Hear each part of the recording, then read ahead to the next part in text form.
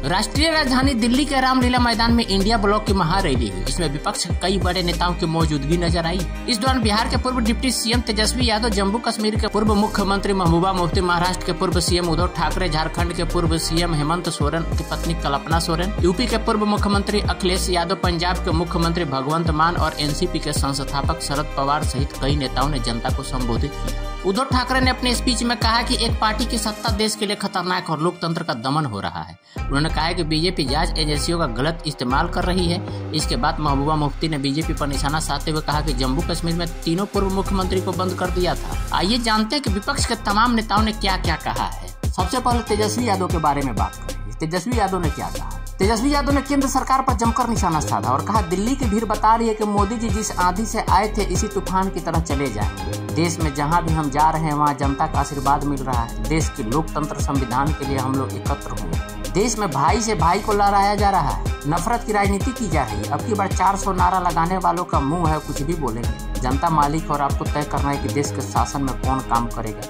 वह लोग नारा लगा रहे हैं और टारगेट फिक्स कर रहे हैं। लगता है पहले से ही ईवीएम का सेटिंग हो चुका है। तेजस्वी ने कहा कि देश में अघोषित आपातकाल लागू है। तानाशाह रवैया अपनाने का काम कर रहे घमंडी हो गए हैं।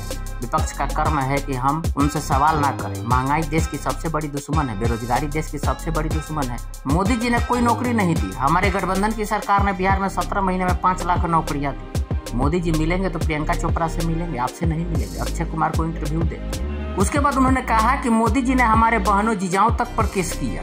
मोदी जी की पार्टी में एक सेल है जिसमें ईडी, सीबीआई और इनकम टैक्स है। मेरी बहनों, मेरे जीजाओं पर, मेरे पिता और के जितने संबंधी हैं सब पर केस मुकदमा किया। हम इसे डरने वाले नहीं हैं। पिंजरे में शेर को ही कैद किया जाता है। आपने ताकत दी है, हम आपके लिए लड़ेंगे। जेल जाने से डर नहीं लगता। आप कितने लोगों को जेल भेजोगे?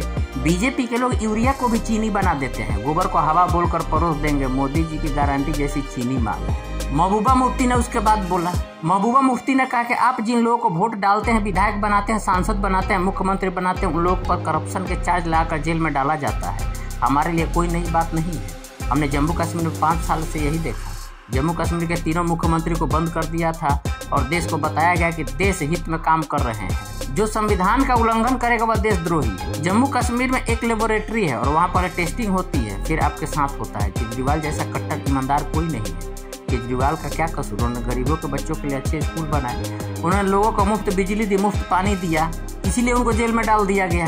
रैली को संबोधित करते हुए महाराष्ट्र के पूर्व मुख्यमंत्री और शिवसेना यूबीटी के अध्यक्ष यानी प्रमुख उद्धव ठाकरे ने कहा कि आप कल्पना सोरेन को सूचित करते हुए उन्होंने कहा कि आप चिंता मत करो, सिर्फ हम ही नहीं पूरा देश आपके साथ है। कुछ दिन पहले आशंका थी कि क्या हमारा देश तानाशाही की ओर चल रहा है, लेकिन अब यह आशंका नहीं, सच्चाई है। भाजपा को लग रहा होगा कि अरविंद केजरीवाल और हेमंत सोरेन को गिरफ्तार करने से लोग डर जाएंगे, लेकिन उन्होंने अपने देशवासियों को कभी पहचाना नहीं। मेरे भारत का हर कोई डरने वाला नहीं, लड़ने वाला है। उद्धव ने कहा, अगर आप में हिम्मत है तो भाजपा को मैं चुनौती देता हूं कि आप बाकी सब लोगों को छोड़ दो और अपने बैनर पर लगा दो कि भाजपा के साथ जो पार्टी है वो ईडी, सीबीआई और आईटी है। जो सरकार किसानों को आतंकवादी बोलती है और दिल्ली आने से रोकती है, मैं उन किसानों से आह्वान करता हूँ कि इस सरकार को दिल्ली आने से रोकना होगा। वह जो कहते हैं अब की बार 400 पार न, मैं आपको आह्वान देता हूं कि आप गांव-गांव जाकर कहिए अब की बार भाजपा तरी पार। सीपीएमएल नेता दीपांकर भट्टाचार्य ने कहा, इलेक्ट्रल बॉन्ड के जरिए देश भर में पैसा इकट्ठा किया गया और उसके दम पर सरकार गिराया गया। सरकार को तोड़ा जा रहा है।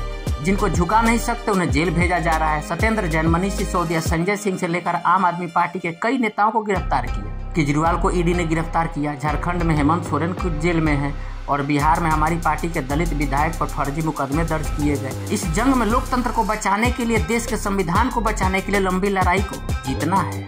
इंडिया ब्लॉक की महारैली में झारखंड मुक्ति मोर्चा के नेता और पूर्व सीएम हेमंत सोरेन की पत्नी कल्पना सोरेन ने कहा कि आज यहाँ उमड़ा जन सैलाब इस बात की गवाही दे रहा है कि लोकतंत्र को खत्म करने के लिए जिस तरीके से तानाशाह ताकतों ने अपने कदम बढ़ाए हैं, उसका अंत करने के लिए यह सभा आज आयोजित हुई है। आज भारत में बाबा साहब के संविधान प्राप्त जितनी गारंटियां हैं उसे सरकार द्वारा खत्म किया जा रहा है। इन्होंने हमारे संवैधानिक मूल्यों को तहस नहस किया है। आपको अपने वोट का चुनाव सही रूप से करना होगा।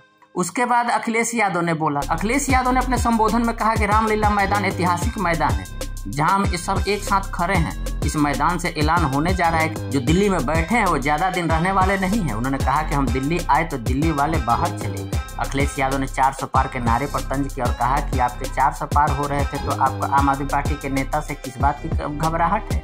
वे 400 पार का नारा लगा रहे हैं लेकिन वे 400 हारने वाले हैं। अरविंद केजरीवाल को जेल भेज दिया, हेमंत सोरेन को जेल भेज दिया। उत्तर प्रदेश के लोग स्वागत करते हैं तो समय आने पर धूमधाम से विदाई भी करते हैं।